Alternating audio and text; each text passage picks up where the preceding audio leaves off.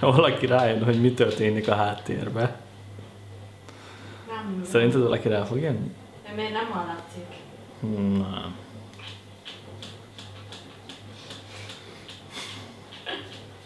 Gyereksírással szerettem volna kezdeni ezt a videót, de most pont csönd van, és magam alatt pedig nem szeretném kivágni a fát.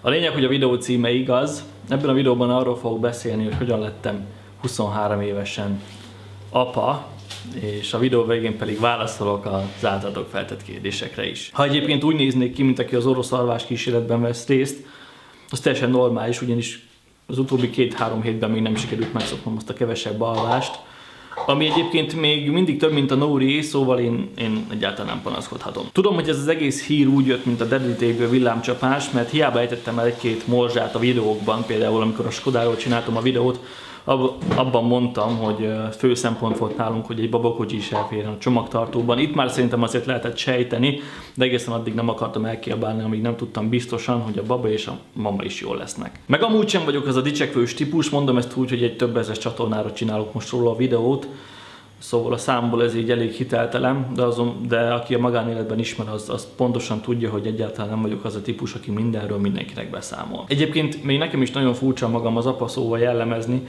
Hiába volt már rá bő 9 hónapom, hogy felfogjam, de még mindig nem sikerült teljes mértékben azonosulnom az apa jelzővel, és bele sem gondolok, hogy ez nektek, akik csak egy parókás kontaúgyártó gyereket látnak, hogy ez mennyire furcsa lehet, de szerintem idővel mindkét oldal megbarátkozik majd a gondolattal, mert hát muszáj lesz. Ezzel a videóval szerintem most több kérdésre is választattam. Először, hogy miért vettük a Skodát, másodszor pedig, hogy miért költöztünk új albérletbe, na de menjünk is szépen sorjában. Valamikor szeptemberben reggel 5 órakor Nóri úgy kitört a fürdőszobából, mint Ali a vályokból, berontott a hálóba, és azt kiabálta sokkal nagyobb hangerővel, mint hogy most én fogom mondani, hogy Laci, terhes vagyok. Azt tudni kell, hogy nekem reggel hajnali 5 órakor még az is nehézséget okoz, hogy épp eldöntsem, hogy most hétköznap van-e, vagy hétvége.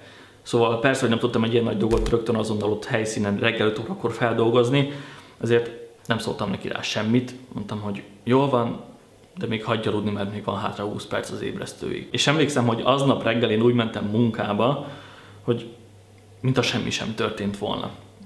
Vagy nem tudtam, vagy legbelül nem akartam feldolgozni, vagy elhinni azt, amit én reggel hallottam. Még ha legbelül tudtam is azt, hogy ha egy teszt pozitív, akkor az nagy valószínűséggel tényleg az. És most térjünk rá a Nóri oldalára. Tudjátok, hogy van az a sztereotípia a terhesség kapcsán, hogy hányás. Nos, Nórira ez teljes mértékben igaz volt, mert több hónapon keresztül nem volt olyan nap, hogy ne hányt volna.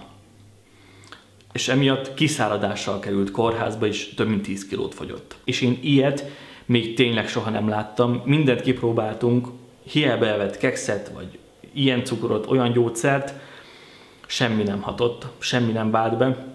És a legnagyobb baj azzal volt, hogy ha megivott egy pohár vizet, és azért is került kórházba, mert ha megivott egy pohár vizet, még azt is kihányta.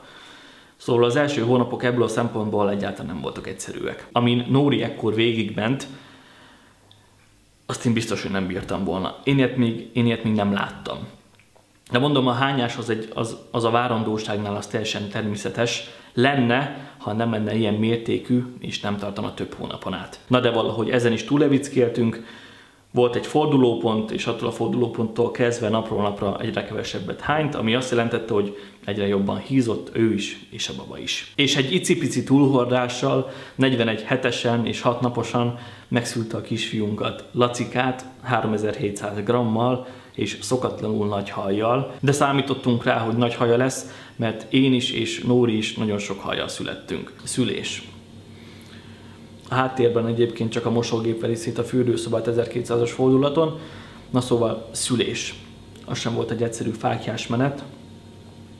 A lényeg, hogy úgy volt, hogy természetes szülés lesz, de amikor már magától beindult volna az egész folyamat, és szerintünk már csak egy nagyon kicsi időt kellett volna adni a babának ahhoz, hogy magától kibújjon, a dokik nem bírtak várni az eltelt napokat látván, ezért úgy döntöttek, és arra jutottak, hogy kedves Nóra, tudjuk, hogy még csak hétfő van, de 6. ha szakad, mi vasárnap szülünk. És ez így is lett. Vasárnap megtörtént a szülés, de nem azért, mert a természet így akarta, hanem mert az orvosok így akarták. Oxitocinoztak, ballonoztak, erőltették, mindezt úgy, hogy már magától beindultak a fájások. Épp ezért is mondtam, hogy szerintünk már csak max. 1 napot kellett volna adni a természetnek ahhoz, hogy elintézze azt, amit neki el kell, de nem így lett. Mellesleg bent voltam a szülésnél, és már kint volt a baba haja, de mivel az egész folyamat meg volt siettetve, erőltetve volt, ezért a természet részéről akkor még nem jött el az idő, ezért a dokik úgy döntöttek, hogy legyen inkább császár. Nem vagyok szakértő, nem vagyok orvos, és tudom, hogy nincs szavam a témában, de láttam, amit láttam, és szerintem egy másik kórházban, teljesen más orvosokkal, brigáddal, ez az egész teljesen máshogy alakulhatott volna. És most nagyon visszafogottan fogalmaztam. Egyébként én azon az állásponton voltam, hogy nem szeretnék bent lenni a szüléskor, mert nem akartam plusz teher lenni egy esetleges ájulás esetén, de Nóri erről hallani sem akart, és mint az ezen a képen is látszik, bent voltam a 2,5 órás vajúdás alatt, és részese voltam mindennek, aminek korábban még nem akartam, de így utólag visszagondolva egyáltalán nem volt olyan durva, mint amit én előjáróban elképzeltem. Az igaz, hogy néha-néha elkapott a forróság, de semmi köze nem volt a látottakhoz vagy a vérhez, sokkal inkább a levegőtlenséghez, a maszkhoz és a szülőszobában uralkodó 28 fokhoz. De egyébként nagyon jó, hogy ott voltam, mert a műtét miatt, és mert Nórit altatták, ezért nem tudták az ő kezébe adni a babát, hisz altató hatása alatt volt, ezért az aranyóra így csak az enyém volt. Abban a pillanatban, ahogy a kezembe adták a fiamat, akkor szerintem minden férfiban megváltozik valami.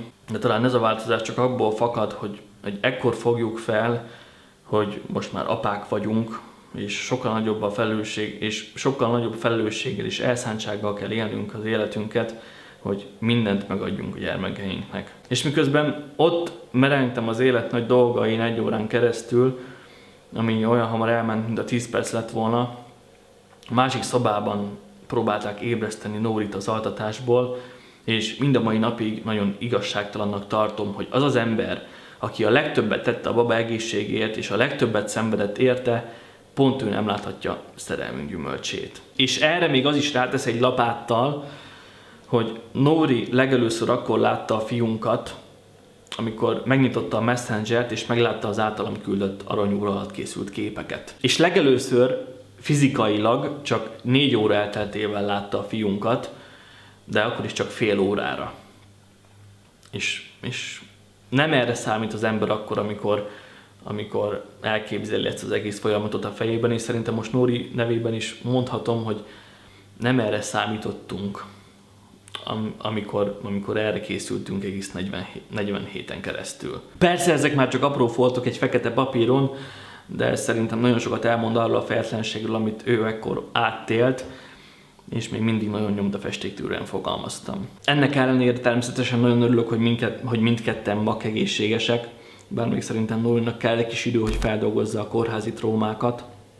Sőt, még a baba is pár napig nagyon ijedős volt az elmondások szerint, amíg még a kórházban volt, ugyanis konkrétan a feje a szülőcsatornában volt, már majdnem kint volt a feje, és onnan húzták vissza, szóval számára sem lehetett ez egy olyan normális és természetes élmény. És ilyenkor csak remélni lehet azt, hogy idővel minden testi és lelkisebb begyógyul, és ez a fejetlen tudatlanság nem lesz negatív hatással a fiam és Nóri életére sem a későbbiekben. Nekem az nagyon megmaradt, amikor ott ültem a folyosón, és már betolták Nórit a műtőbe, és elkezdtek tolódni ott az orvosok az ajtó előtt, valamint azt láttam, hogy nagyon kapkodnak és rohangálnak, és olyanokat hallottam bentről, hogy jó Istenem! Ilyenkor az ember agyában szinte minden végigfut, egészen addig a pillanatig, amíg nem hall meg egy felsírást, és abban a pillanatban már egy kis teher és stressz már leszáll a válláról, de egészen addig a pillanatig nem lehet nyugodt, amíg nem látja és nem érzi, hogy a fia és a felesége is jól vannak. Nem fogok hazudni, az utóbbi napok, hetek egyáltalán nem voltak olyan egyszerűek, voltak nézeteltérések, voltak nehézségek, és tudom, hogy az öndicséret még mindig büdös, de szerintem egész jól álljuk a sarat. Bár a legnehezebb része a beszámolók szerint csak most jön, szóval hogyha továbbra is úgy néznék ki, mintha az egyik orosz alváskísérlet aranya lennék, az ismerve a helyzetet, akkor teljesen normális. Mielőtt még rátérnénk a kérdésekre, én csak ennyit szerettem volna egyébként elmondani ebben a videóban, de mivel az aranyórás kép alá több mint 530 kérdés érkezett, ezért az igényeket kielégítve ebből most megválaszolok párat, hogy átfogóbb és érthetőbb legyen mindaz, amit eddig már elmondtam. Na, az első kérdés, amin most megragadt a szemem, hogy nem félsz attól, hogy amikor nagyobb lesz, rátalál a videóidra? Ezen már én is gondolkoztam titokban, és nem tudom, hogy mennyire leszek példakép a szemében, hogyha meglátja majd azokat a videókat, amelyek az unalmas estéimet töltötték ki. Az viszont biztos, hogy a múltkori Pesten gurultunk át, és megláttam egy üzletembert, aki épp lehetett volna valamelyik multibank igazgatója is, és elgondolkodtam azon, hogy mit látna ez az ember, hogyha most balra nézne. Valószínűleg csak egy senkit látna, és mivel nekem is van önkritikám, tudom, hogy igaza is lenne. És ebből csak azt akarom kihozni, hogy tudom, hogy a videóim alulról szagolják az ibolyát, de hogyha majd a fiam egyszer vagy valamikor a távoli jövőben meglátja ezeket a videókat, akkor, hogyha nem is példaképként, akkor legalább tudja majd, hogy milyen hibákat ne kövessen el. Elég éretnek, tapasztalatnak gondolod magad, hogy egy gyermek apja lehessél? Egyáltalán nem, viszont szerintem ez olyan, mint a biciklizés. Hiába látod, hogy kell hajtani a pedálokat, egészen addig nem fog sikerülni, amíg nem dőltél párszor, és nem duráltad neki magad újra párhajtásnak. Nem úgy van, hogy a papoknak nem szabad lennie se gyereknek, se feleségnek. Volt esküvő. Aha, de ezt is eltitkoltam, mert úgy gondoltam, hogyha majd egyszerre bejelentem, hogy megházasodtam és lett egy fiam, az kevésbé lesz hökkentő. Komolyra fordítva a szót egyáltalán nem titkoltam el, mert már az esküvő napján az Instára is feltöltöttem róla képet, szóval azt nem lehet mondani, hogy eltitkoltam, csupán nem kiabáltam ki rögtön az ablakon. Jó egészséget kívánok, viszont én személy szerint nem tartom jónak ezt, hogy kirakja bárki is a gyermek születését vadidegen embereknek. Ez egy olyan belsőséges pillanat, amihez másoknak nincsen köze, egy szűkebb családi és baráti rétegen kívül. Elfogulatlanul teljes mértékben egyetértek.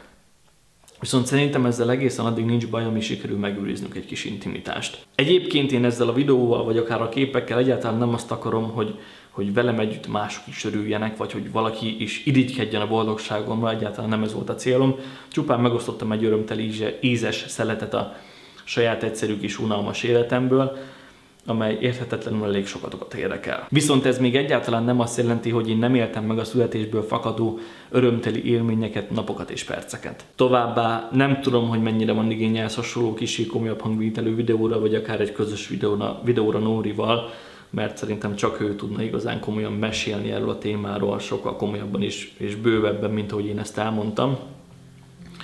Azért elég nagy lenne a kontraszt, sőt már ezzel a videóval is elég nagy a kontraszt a többi videómhoz képest, viszont egy dolog közös, az, hogy ez is én vagyok, és ez még mindig az én csatornám. Szóval köszönöm szépen, hogy meghallgattatok, és hogy továbbra is követitek az unalmas kis életemet, most már mondhatom, hogy családi életünket.